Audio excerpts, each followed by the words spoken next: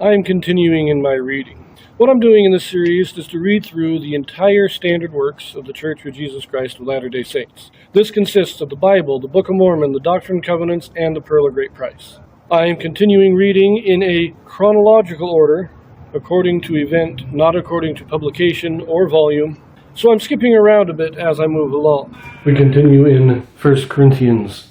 He's compared philosophies of men to the wisdom of God, told us not to make company with fornicators, not to sue each other at the law. Most recently, we read his great discourse on marriage, which, when we take into account the Joseph Smith translation, is fairly clearly him talking about those who are about to serve missions.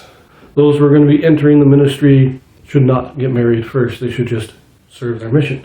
Now that's where we left it, and we pick it up now in chapter 8. In this video, we have a Joseph Smith translation. Now what the Joseph Smith translation is, this is a translation or correction done by Joseph Smith to restore those passages that have been lost or corrupted over the years. 1 Corinthians chapter 8. Now as touching things offered unto idols, we know that we all have knowledge. Knowledge puffeth up, but charity edifieth. And if any man think that he knoweth anything, he knoweth nothing, yet as he ought to know. But if any man love God, the same is known of him. As concerning therefore the eating of those things that are offered in sacrifice unto idols, we know that an idol is nothing in the world, and that there is none other God but one. For though there be that are called gods, whether in heaven or in earth, as there be gods many, and lords many, but to us there is but one God, the Father, of whom are all things, and we in him, and one Lord Jesus Christ, by whom are all things, and we by him. Howbeit there is not in every man that knowledge. For some with conscience of the idol unto this hour eat it as a thing offered unto an idol, and their conscience being weak is defiled. But meat commendeth us not unto God.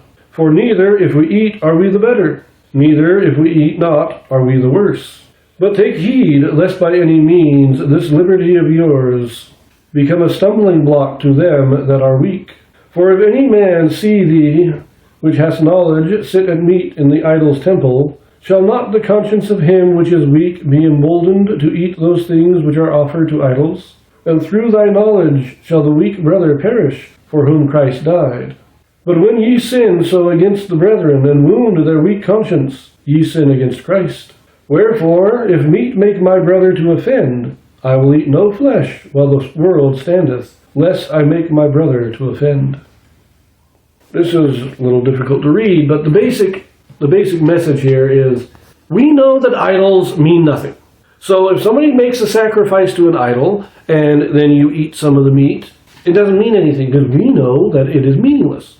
But there are some who don't know, who don't realize this, who this hasn't clicked in yet. And so, yeah, I know that if I eat that meat, it's not going to do me any harm. But if I go and eat that meat, it might convince others that the idol is a true God, and thus lead them into idol worship, and they become an offense against God. So we avoid what might look like evil. We avoid, as the saying is, avoid the appearance of evil. That's what Paul is talking about. Is there really any evil in this? No. But it might appear that way to others, and so we avoid it. Now, this is also, they're asking a question here. So the beginning part, up to chapter 6, was him addressing the reports that had been given, that the family of Chloe had sent him word. Apollos sent a report. That beginning part was addressing those concerns. Starting in chapter 7 and now 8, he is addressing the letter that they sent him.